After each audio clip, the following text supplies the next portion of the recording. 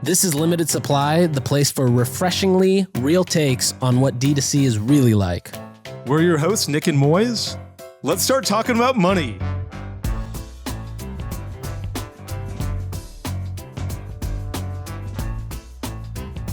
All right, Moiz, we talk about Tapcart every episode. It's like, we love Tapcart. But did you know that Tapcart is not for 70 to 90% of your customers? In fact, it's best used for your top 10 to 30% of customers. You get direct access to your VIP segment, and the LTV of that top 10% will increase your cohort LTV by about 2.5 times. The best part is the instant page loading, the better user experience, the one-click checkout. It's a fantastic experience for your best customers. And you can't forget the free push notifications. If you want to try Tapcart, go to tapcart.com/limited. I don't know what episode this is. 6, 7? One of those two. I put I'm 6. lost. It could be 7. I think 5 was this week, so Yeah. we have one more in the hopper. This is the fanciest we've ever dressed up for one of I these know. things. Why do you have a sweater on? It's a little basketball cold. shorts? Yeah, that's right. Okay.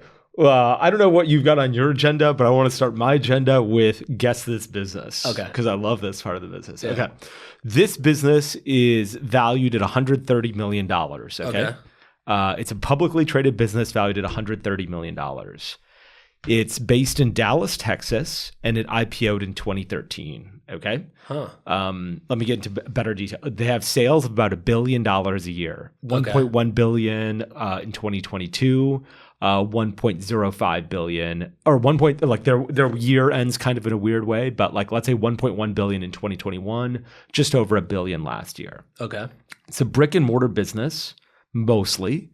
They have 94 stores. Mm-hmm. Okay, averaging 25,000 square feet, so pretty good sized store. Their largest states are California and Texas, 13 in each. Okay. What else? Okay, here's some interesting facts about it. They say that in 2021, they purchased 57% of their merchandise from vendors located outside the United States. 34% was in China, and 43% of their merchandise is from vendors in the United States. Okay. Okay. So, 1.1 billion in sales for the year ending April 30th, 2022. That's how they do it. But let's say 1.1 billion in sales in 2021. Okay. 58% gross margins. 81 million in net income. Total advertising expense for 2021, 36 million. Okay. Okay, and they just released their numbers last night. Okay, last night, new numbers for 2022. So I didn't have much time to dig into it, but they haven't put it online yet. They just dropped this press release.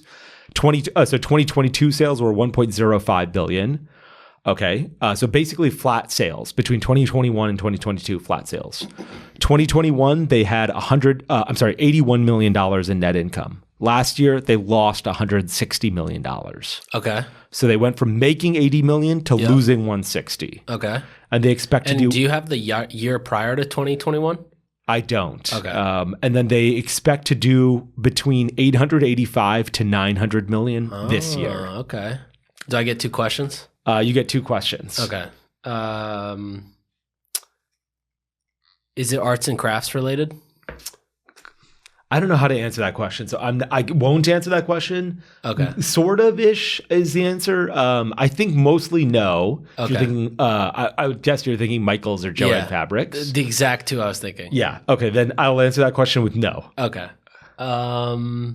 But good guess. And who's the buyer of these products? Who is the buyer? Moms. Moms. Yeah, moms is the right answer. And who's the user of the products? Yeah, everyone. But mostly moms is the buyer, but also this is I don't want this to sound offensive, but women, I would say, are the buyers of this product. I would be shocked if you bought this product. I would be I wouldn't be shocked if you've ever shopped at the store. I would be shocked if you're like, let's go there every month. Yeah. And I wouldn't be shocked if your wife was like, let me go there once every 3 months. Got it. One more clue. The guy who's CEO is this Indian dude. He's 46 years old, sits on the board of Big Commerce, and he used to be the COO of Sephora. which is pretty and like once I tell you the name of the company, I think you'll be like, why did you leave Sephora for this? Yeah. But one more time, they have $1 billion sales and $130 million valuation. Oh, wow. So like, $1 billion in sales a year, $130 million of valuation. 94 stores, 25,000 square feet. Think about that. What's a 25,000 square foot store? Yeah, that's huge. That's like a kind of like a department store. Yeah. Right? A bit of a department store. I would guess that it's like equivalent to like the Bed Bath & Beyonds of the world. Yeah. Somewhere around there. It's not Bed Bath & Beyond. Okay.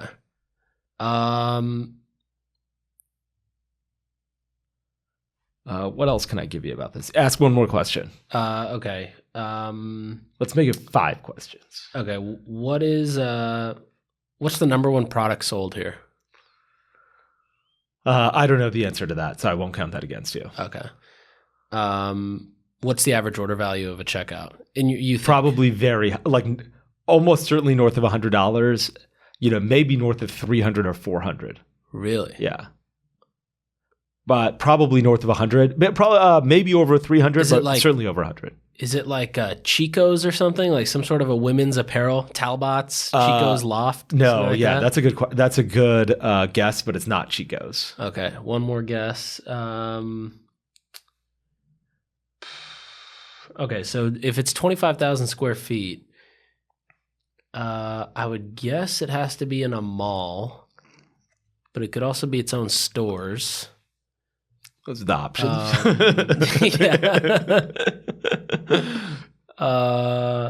Damn. You probably, let me give you some clues to narrow it down. You probably walk by one every day when you when you're in your neighborhood. It's in your neighborhood. It's definitely in Chelsea. There's one in Chelsea for sure, one of these stores. A couple, I think you live in Chelsea, right? Yeah. Is it like a CVS or Walgreens? No, those can't be. Yeah, way $130 more. million. Yeah, exactly. And there's only 94. So there's 94 CVSs in Manhattan, I think. Yeah. Okay. Another clue is that most of the goods they sell are like durable for a really long time. Is it like Ace Hardware? Closer. Okay. They're really long. Like they do sell some goods that are like a little bit consumable. Like, what would be perfect? Like I think Jolie Shower Head Company would like to be in this store. It wouldn't be their number one store, but they'd like to be here. Another thing is that you probably shop here when you buy a new home. Particularly if it's just been newly constructed. Like a Home Goods? Not a Home Goods, but getting closer. It's newly constructed home, and you're like, man, I need more storage. I need better storage. Oh, container store. Yeah, that's it. Wow. Dude, $130 million valuation. Yeah, off on $1 billion in And why revenue. did this guy leave Sephora? Yeah, exactly. I don't know what happened. So they have not launched. They have not revealed what happened in 2020. Every year, publicly traded companies have to give you a yearly report. Yeah, they give you one every quarter, but it's not as big as the yearly report. Okay. And so these guys released their yearly report in May or June, and they just gave numbers yesterday, and I think that report will get released either today, which is, I don't know, today's the 18th, or tomorrow, or something like that in the next week or so. And so I'm not sure what, I haven't dug into the details of that yet. But yes, it's the Container Store. 94 stores, 25,000 square feet. I was so sure it was going to be Michael's. Yeah, that is a good one. I already have the one for next week as well. It's already in my head. It's such a good one. I almost was like, let me wake up really early this morning and change this all. Yeah. But I was like, I kind of like the Container Store too, because it's a good one. It is good. It's really a slept-on store. Yeah. But I mean, $130 million value, I thought it'd be so much more, It's crazy that it's got 81 of net, in the bank, with 130 as a valuation. Yeah, so 81 was in 2021. Okay. In 2022, they lost. They lost 160. Okay. So dramatic change in fortunes. Because that was the other thought. I was like, okay, if people were maybe doing a shitload of arts and crafts, but then the store, was it mostly e-commerce then? The 2021? I don't think it was mostly e-commerce. I think it was. I don't think it was mostly e-commerce. I think it was mostly brick and mortar stores. Yeah, that was a good one though. Yeah, there was a lot of people. Did you see on Twitter who were talking about the Build-A-Bear one? People liked that. Yeah, that was good. Why do you think they did so poorly? How do you think they went from 80 million in net profit to 160 million? My guess is people were at home. They wanted to organize shit. Yeah. They started organizing shit. And then the next year came around, and of course, some finance FP&A person was like, "Oh, we sold 100. Let's order 300." Yeah. And then they're all just sitting there. That's my guess. Yeah, I think that's COVID. I bet was like a huge COVID bump, which was like everyone's sitting at home and everyone's buying new houses, and like installing when you buy a home, often like a newly constructed home, it will not come with any blinds. And it will not come with any closet stuff. Like they're like, here's a room, and you're like, there's no place to hang. Closet. Yeah, exactly. Yeah. So you got to go to the Container Store and buy all that kind of stuff. That's so funny that you thought of like building out. I've never thought about building out a closet. But you've probably bought more homes than I have. I've definitely bought more homes. I've never built out a closet. I know this exists, and that's why I said I think you've been there. Right, I have. I think exactly. But I think if you had a wife, she would go there once a quarter. Wouldn't be crazy to be like, I want to buy new hangers or something to that effect. Right. Totally. Anyway, tell me what's on your agenda. Okay, I have 3 things. Okay. One is a story of some advice I gave to this guy. I invested in his company, and I got his quarterly update and just thought it was not that great, and so I gave him a ton of feedback today. Yeah, and so I could share that. Another one is I got hit with my first ADA lawsuit. Oh no, dude! I'm about to, for satirical purposes, I'm gonna fucking murder this guy. Yeah, like I want to choke him out and then curb stomp him. I've heard that some people that ADA lawyers will sometimes send like 10,000 letters. Yeah, and then, this guy sent like 150 in the last week. I think if you respond, then he's like, okay, there's something here. Is that possible? So are you responding? Well, yeah, basically we have Accessibility on all our sites. So according to Accessibility, we're fully covered. Yeah, okay. But the fact that this guy, one of our guys on our team went a step further, he found 2 lawyers that have just been shilling out these compliance lawsuits. Yeah. And like in the complaint, they send an attachment. By the way, here's our attorney retainer, and here's how much you owe us to cover this lawsuit for all the trouble we've been through trying to get through your email pop-up.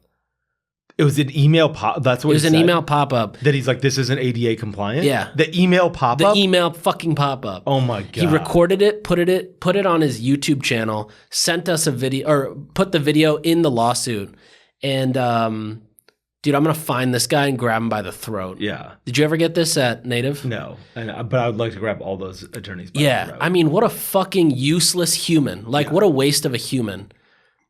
They should cut water to his house. He's worthless. This is where I really like Donald Trump. Right. Donald Trump is like, I hate this bullshit. He's like, I want to do business, and you fucking assholes are preventing business. Red tape and ambulance chasing lawyers like this are preventing people from doing real business. And his story is like his thesis of less regulation when it comes to being able to do this kind of stuff resonates with me. Yeah, and I looked up the guy who sent the lawsuit. Yeah, some fat fuck, sitting on a chair in front of a news channel behind him, thinking he's like all big hot shot. Is his website ADA compliant? I don't know. I should check. I should serve him. Yeah, exactly. You should be like, I clicked this thing on your page. Your terms of service are not ADA compliant. I'm suing you. I would love to spend money on that. Yeah, exactly. Sean from Ridge, I saw he spends a lot. I think he spends like a couple $100,000 a month on lawyers. That seems insane, in part because I'm not sure how much wallet IP. I'm sure I think he has patents, and that's what he's trying to defend. And I guess I get that, but I'm also like, I've seen hard case wallets with straps before. Right. I don't know where the IP is. Yeah, I don't know what his lawyers are going after. I think there's a lot of people who, I've definitely gotten ads for wallets like Ridge. Yeah. That basically just try to rip the exact ad format, or maybe it's like the fonts, or maybe it's something around that where it's like tricking consumers into thinking it's Ridge, but it's not really Ridge. Okay, gotcha. Yeah, that's interesting. That's fair. You're trying to build a real brand, and so you don't want someone to copying every single facet of your business. Exactly. Okay, so tell me about the guy who had sent out an investor deck, and actually one more thing on that. Yeah, sure. Do you follow Robert Freund on Twitter or Instagram? The lawyer. Yeah. Dude, this guy's a legend. He finds all these cases that everybody should follow him. They will just find things of, I should not do this. Yeah. One of them is all these chatbots, that AI apps that have come up. And he has been tweeting out how a lot of these AI apps, I mean, they're not coming from Microsoft or Gorgeous, right? Yeah. So they're not like really battle tested, in my opinion, which is another topic we should talk about. But by battle tested, I mean it's past compliance, it's past like procurement, it's past privacy, all these things that generally, all the apps that we talk about, a Klaviyo, Gorgeous, whatever, they've all done this.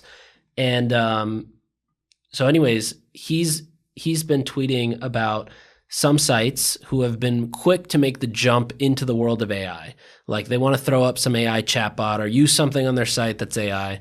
And as a result, the app on the site, for it to function well, it has to record or process what is happening on the site, which is, again, it's another ambulance chasing lawyer tactic. Sure. But that's something that people actually probably should be a little bit more cautious about when they install tech on their site, to make sure that it passes some level of compliance, regulation, and privacy laws, so that you can't just go to builtwith.com, put in the app, and then find 60 people to go hand lawsuits to. That's interesting. I guess going back to the lawsuit then, so he goes to your site, he's like, you have this accessibly thing, and then let me still like find. I don't know what he. That seems so. Here's my guess. Yeah. So he sent a. So we were trying to get the when we bought Long Weekend, a part of it was like the Long Weekend trademark. When we were transferring the asset, they had to renew the trademark. The trademark got rejected because there's a company called Weekend Cosmetics, which has the trademark. That woman. Yeah, she's in Dallas. Yeah. So I reached out to her and I said, hey, do you mind if we write a letter?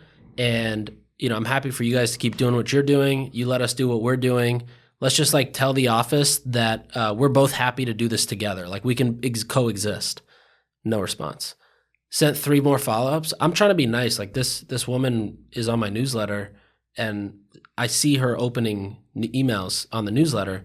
So I was trying to be really nice of like, yeah, let's just do it together. It's totally fine. Does she own the trademark though right now for Weekend Cosmetics? She did. Then my attorney was like, okay, we didn't hear back. Like, stop trying to be nice. Let's just move forward with the legal way of doing this.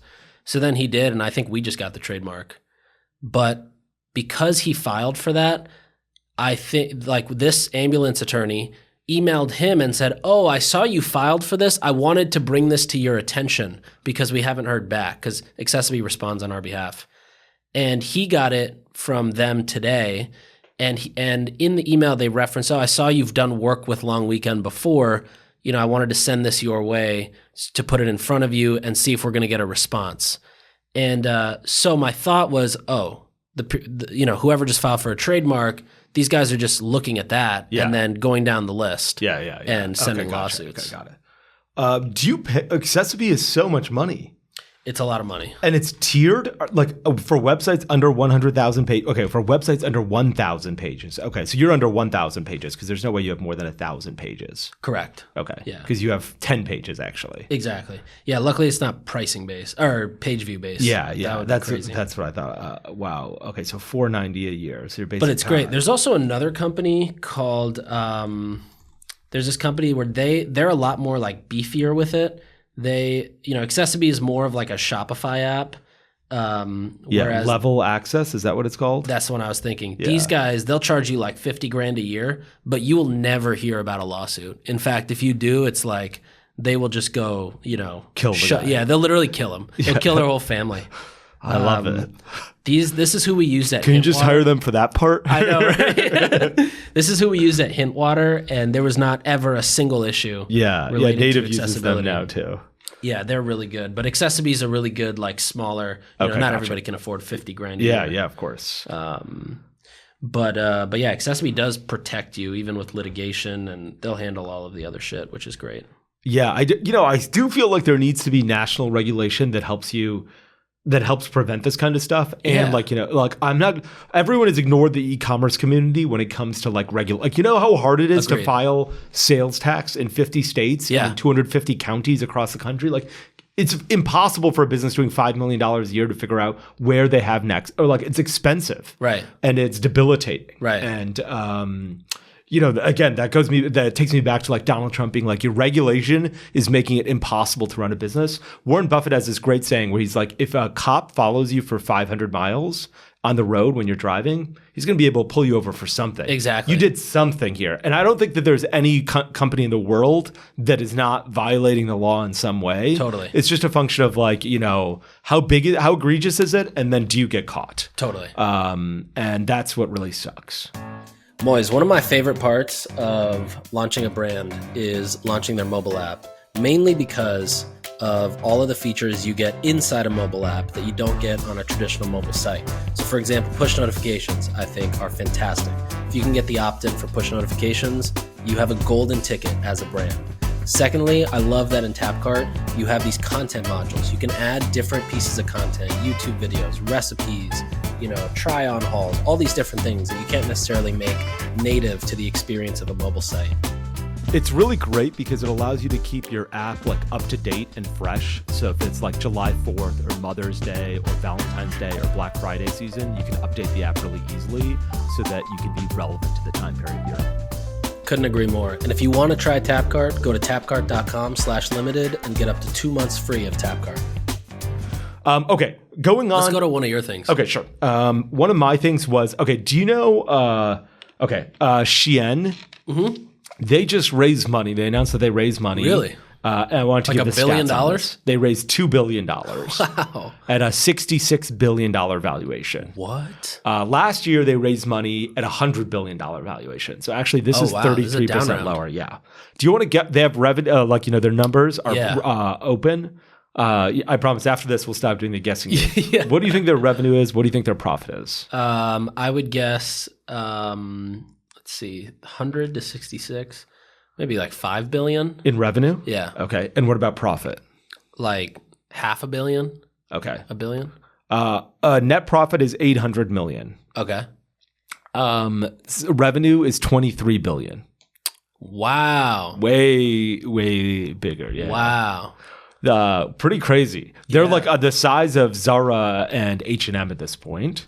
And they say that I don't know if this is true or not, but they say their model of like producing things on demand makes it so that they can turn over inventory in 40 days, and like H&M and Zara take 80 days. And so they're like, we can do it in less than 40, or H&M and Zara actually take longer than that. So they have like, H&M and Zara will basically have 4 seasons. Yeah. These guys are like, we can have 12 seasons of clothes. We can constantly be turning new products out, and we can make stuff in lower quantities. That's our competitive advantage. Wow. It's like Chinese Fashion Nova. Yeah, it is Chinese Fashion Nova. Do you know how big Fashion Nova is? No. I don't either. I don't think that's publicly traded, is it? No, it looks like it's estimated about 750 million in revenue. Okay, so this is way, more than 20x bigger. Yeah, there's another company very similar to Shein called Cider, shopcider.com. And they I think also do somewhere around $1 billion or maybe over $1 billion in revenue. Really? Yeah, it's same thing, fast fashion. What's crazy is when I met with somebody from their team, they were like, yeah, we don't really use we don't use Facebook ads like normal people do. We have a CTO who's developed our own internal apps for media buying, and all we do is we just drop in like what the product is, and within minutes we have hundreds of creatives, headlines, ad copy. It all gets deployed in a very sophisticated testing manner. And then it very quickly gets tested, and then the winners get scaled, the losers it's all automated. Wow. But it's all from like the tech team runs media. Wow. Isn't that cool? That is crazy. I remember a long time ago when Wish was still huge. Mm-hmm. The Facebook team was like, when we give like, partners who are spending enough money, like direct API access. Yeah. And so that's like Amazon. And at the time it was like Wish, because I think Wish was like one of the largest spenders. And they're like, it took the Amazon team like 3 months to like, build the integration with our API access. It took the Wish team like, 24 hours. Yeah. As soon as we gave it to them, they're God. like, that this makes is the so only much thing sense. that matters. Yeah. Like their head was like, this is what matters. Nothing else matters. It's like direct access to the Facebook brain. That's amazing. But yeah, I can't believe how large Shein is. And like, it makes me, first, I think apparel companies are the ones that like still think, The Fashion Nova guy is like constantly buying houses. I think. Yeah. You know what I mean? Didn't they just buy the most expensive house in California? Yeah, something like that. Yeah. And I'm like, true classics, Ben talked to us about the numbers, 100. Yeah. I feel like very few businesses get to that scale. But the one, but obviously the ones that do, like there's just an unlimited amount in fashion because people are constantly like, it's I want fast. to buy new clothes. Yeah. The biggest oxymoron is sustainable fashion. Yeah, for sure. Or it just means you're not making money. Yeah, I couldn't believe these numbers. $23 billion in revenue and like $100 billion valuation, I think was the valuation of Zara. $23 billion though and $500 million in 800 million. 800 million seems very not even good. Yeah. Well, here's the other thing. They're like, we're growing 40% year over year. So they're like, if we did 23, I'm not sure if the 23 billion was supposed to be in 2023 or the 2022, but they're like, we hope to do, 32 billion. Wow. Next year. That's crazy. Like, a $10 billion addition to our top line. Like that's wild. Yeah. It's this material amount of money. And so I think that's what the impressive part is. Like that's part of the valuation for sure. Yeah. But like, I'm not sure if people will get turned off by like, now when I'm starting to buy clothes, I'm a little like, I'm not okay. I'm not sure if I'm okay with what's in these clothes now. In what sense? Like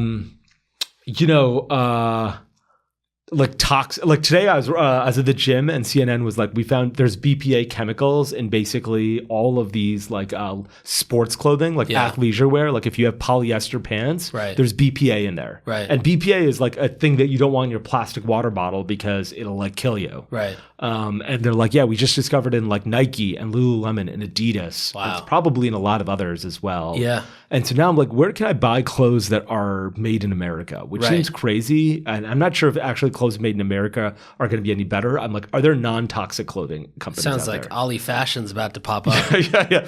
Made in America, Ollie Fashion.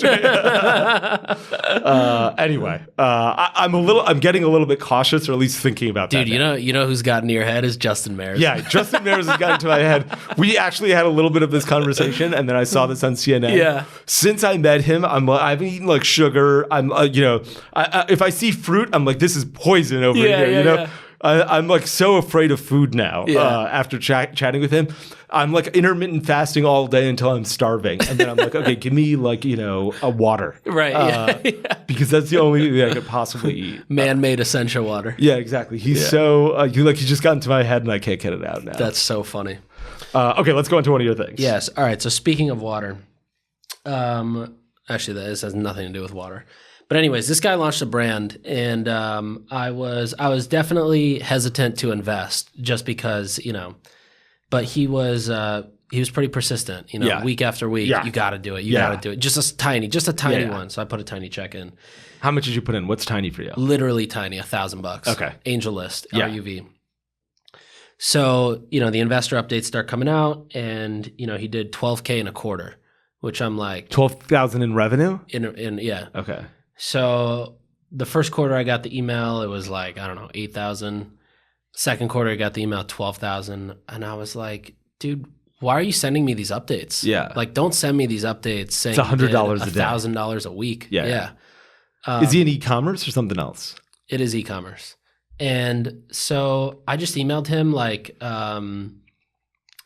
hey, let's like sync up here because I already lost $1,000 or I've already given $1,000, but I'd rather just help you out. Yeah. I was just like, let me just help you out here. Yeah. And so today I got on the phone with him, and I was like, what's going on? Why are you like, what are you doing? And he was like, well, we're about to go raise $250K. We're going to invest in the second version of our product. And I was like, interesting. What does the second edition do? Or like, why do you need to raise this money? Oh, it's got this extra feature that's really going to be crazy. Like it's gonna do this and that. And I was like, okay, but how are you going to raise that money? He's like, well, I think Nick Sharma. Yeah. Perfect time for this call, my friend. And I was basically like, you have no story when you go to investors. Like, any investor is just going to look at this, and already people are hesitant. People are going to look at this and they're not even going to take a meeting. Yeah. And he has a story. It's a plane crash, though. Right. It's a terrible story. It's a terrible story. And so I told him, I was like, you got to think about this like Tesla.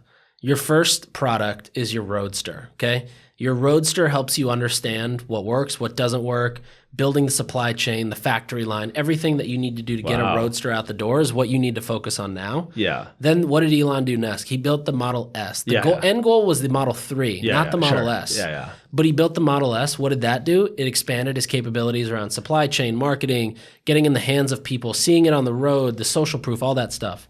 I was like, you just got to follow this Tesla playbook. So here's what you got to do. So then I was thinking, you've just got to you've got to decide. If you have $100,000 left in the bank, are you going to work on tooling and molds and all this shit and tie it up in inventory? Or are you going to move this inventory that you already have from the last PO that you spent 2 years on? So I said, okay, let's go to your site. Your site is terrible. It is all black. And there's no description. It doesn't tell me anything about what you're doing. It tells me about the features of this product. It tells me that it has this type of battery and this type of light. Yeah. But it doesn't tell me why I need this. Yeah. And so I said, you need to think about, you need to like get in the mode of performance marketing here. You got to stop building products. So you have one tier one, I call it a tier one product. You have one flagship product. You need to create one or two tier two products, things that can be gift with purchase, add-on, upsells, increase the AOV. You don't need to discount. In fact, you can not discount at all, and you can give a tier two product away. Then you need social proof. Like no one's buying this shit, right? You got to go get your like cool 3D spinning render on the site is cool for you and maybe for your mom who thinks, wow, this is awesome. But you need to go get quotes, you need reviews, you need people posting this, you need photos of this, and you need to get that plastered everywhere. You need to make sure that when somebody searches for this brand on TikTok, they see reviews or unboxings. When they search on YouTube, they see unboxings and reviews. When they search on Google, they see some reviews and articles. And when they go to Instagram, you should have a good feed of UGC. You got to have highlights that talk about, that show people's stories being reposted. Sure. You just need social proof everywhere. Then you need to get angles. You need to think about angles that work. So let's say it's a water bottle, clean water bottle. We need to talk about what's wrong with water today. We need to talk about the effects of bad water. You can't just talk about the quality of your water. You need to talk about what are you solving. Sure. Then you need to test those angles, and you need to start testing them I would say test them with Facebook. Just light up a Facebook ad, light up 5 Facebook ads, and start testing it. So let me ask you a quick question. Is the reason that he has not been able to get sales because his website sucks or because he has no marketing? Both. Okay. And so as soon as you start testing, you need to go into Shopify. Yeah. You need to go click on reports. You need to filter down to conversion rate and UTM source. And start looking at every page and what the conversion rate is by the page you're driving traffic to. Okay, yeah, that's Look for the highest number. If you see 3, 5, and 7, look at the 7. Okay, double down on that. Then get good at understanding analytics. When you're on Facebook, what's the CPM? That tells you how much Facebook likes what you're putting out.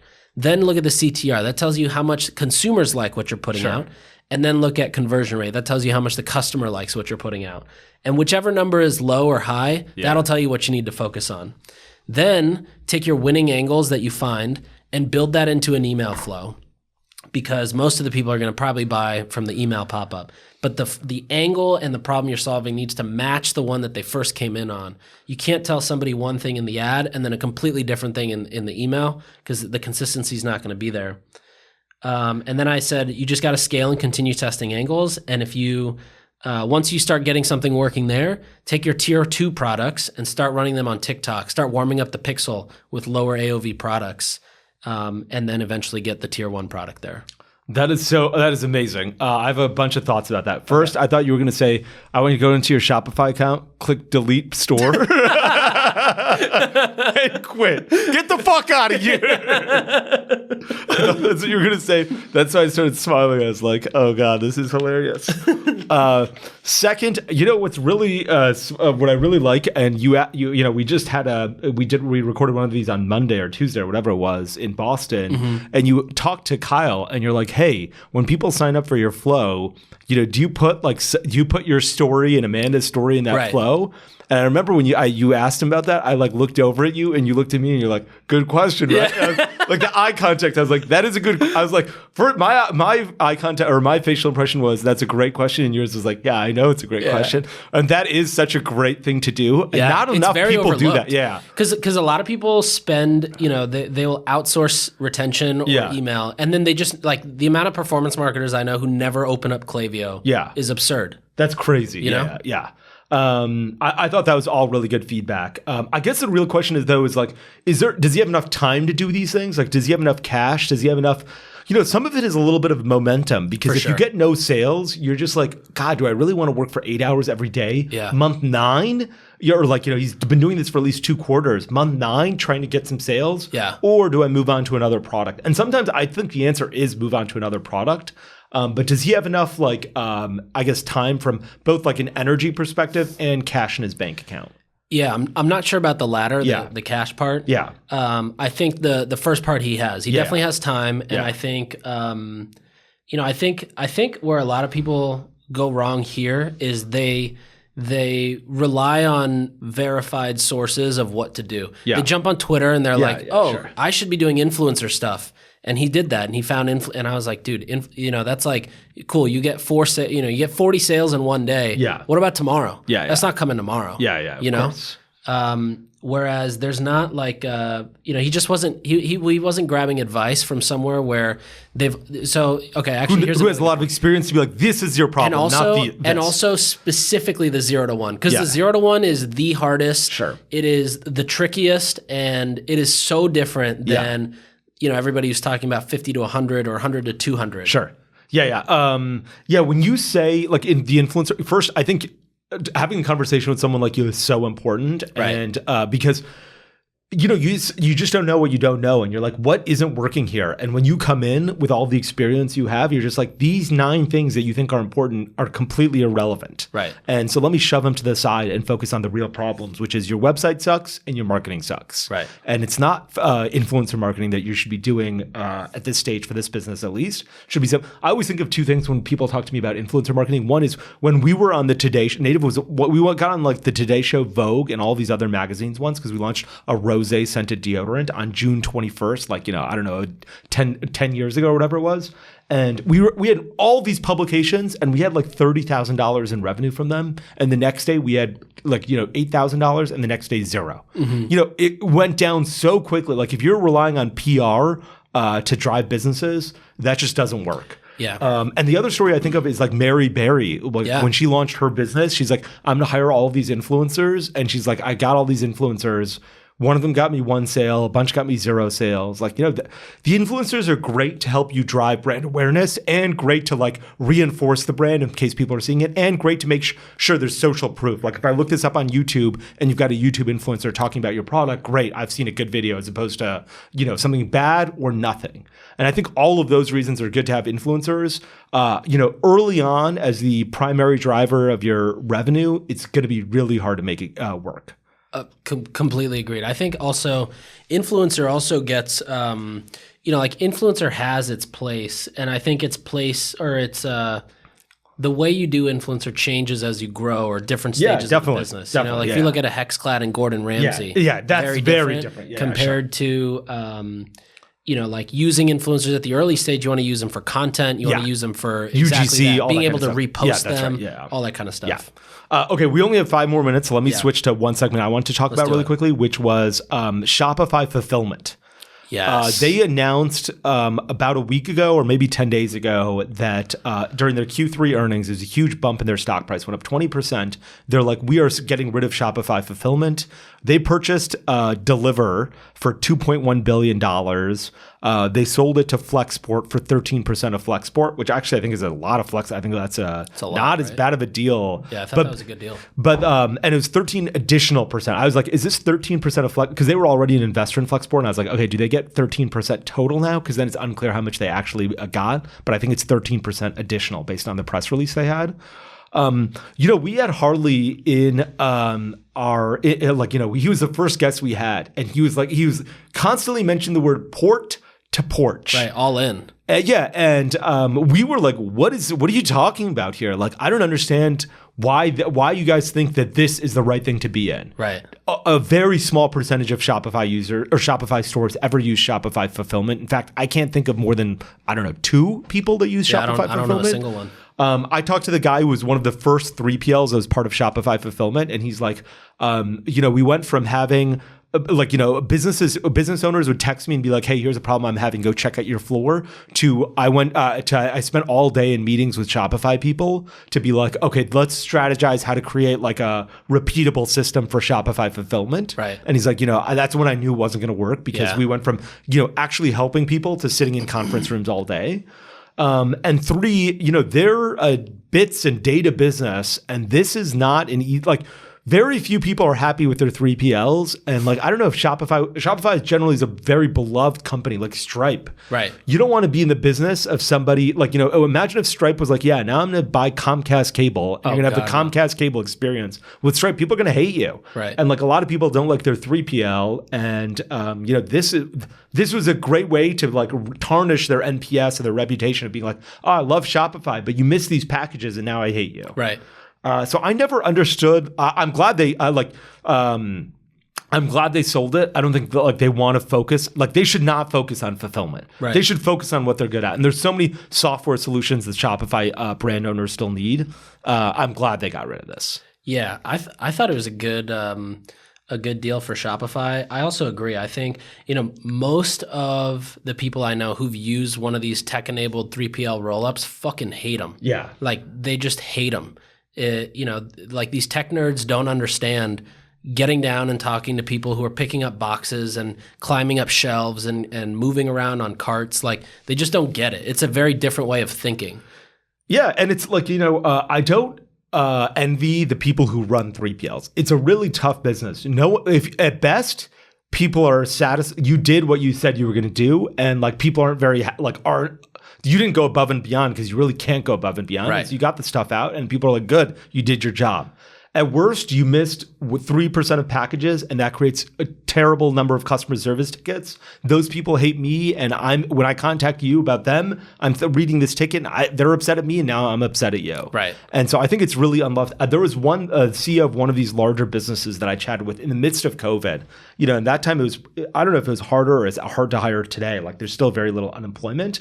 And he's like, for every employee that we want to hire on the floor to pick and pack, we make 400 job offers and we get one employee. And he's like, if you apply, we immediately give you the job offer. You apply, great, you're hired. Show up Monday. And so he's like, we call on Friday and we're like, hey, how many of you are you going to show up? And he's like, of the 400, 200 don't even pick up the phone. And 100 say, yeah, I'm going to show up on Monday. 100 say, no, I'm not going to show up. Even though they're supposed to start their work on Monday. And then he's like, on Monday, one person shows up. That is nuts. And so he's like, it's really, because, it's hard to hire for $13 an hour or $15 an hour or whatever it is, because basically everyone is paying that at this point. The Container Store, one of the things they mentioned was their minimum wage is now $15 an hour. Yeah. You can work anywhere. And so, that's that's a lot of people that you're cycling through. Totally. Because they're like, maybe they just stop showing up because they're like, I got another job for $50. I'm sick. I don't even care. I'm a no show, no call. I'll get another job Monday for $15 an hour. Right. So it's really unloved business, and I get why it's unloved, and I wish people were, I don't love 3PLs, and I've made that very clear many times, but sometimes I do feel bad where I'm like, maybe I'm too harsh on them. It's a really tough business to do all this kind of stuff for a really low cost. Right. It's why I think part of the reason Amazon is like, let us automate our facilities is because they're like, we're going to turn over all of America soon. Right. Everyone will have been an Amazon fulfillment employee at one point. Totally. Quit the job, and they're like, now I'm going to do something else. And so we need automation. Right.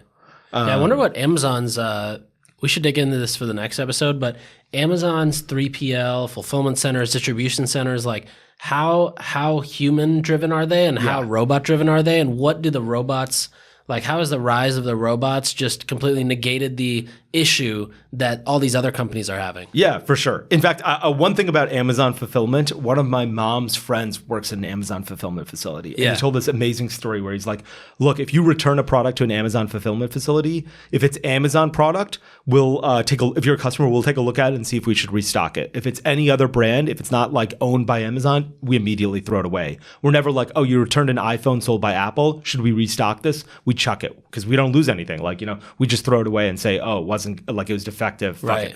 And so he's like, what happens is after we've thrown away all of these things, we will sell the garbage that we have by the pound. Wow. And you have to bid on the garbage without ever seeing it. It's sort of like storage wars. You don't know what's behind here, but you have to bid on it.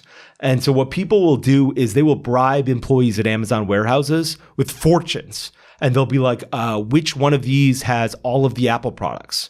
So you'll be like, yeah, you might get one with 400 iPhones. Or you might get one with literal garbage. Like, someone who's like, I want to return Tide laundry detergent and it's open. I didn't like it because the pod spilled everywhere. They melted or something like that. And so, you can bid on you can bid and buy this, garbage from Amazon, and you do it by the pound. And like people are bribing Amazon employees to be like, which one has all of the good stuff? That's insane. There's so many ways to make money. Yeah. There are so many ways to make money. Yeah. And like, you just get in with them and, that guy's job, I'm not even sure if the guy who works at that Amazon. He probably makes more money doing this. Through bribes than he does actually at Amazon. And like, good for him. Yeah. And the briber is like, look, I need to know which one. Supply and demand everywhere. Yeah. There's supply and demand. That's amazing. Awesome. I think we got to wrap up because, we're past the time. That was a fun pod. Yeah, that was fun. I love doing these. I know. There's so many good things to talk about. Yeah, they really are. Yeah. Okay. All right. I know exactly what business I'm going to do next for the Guess a Business. I'll bring it next week. Awesome. All right. See you next episode. Thanks for tuning in. We'll be back next time to cut through the noise in CPG, retail, and e-commerce. And if you enjoyed this episode, then why not share it with a friend? And be sure to subscribe on whatever platform you listen to your podcasts on.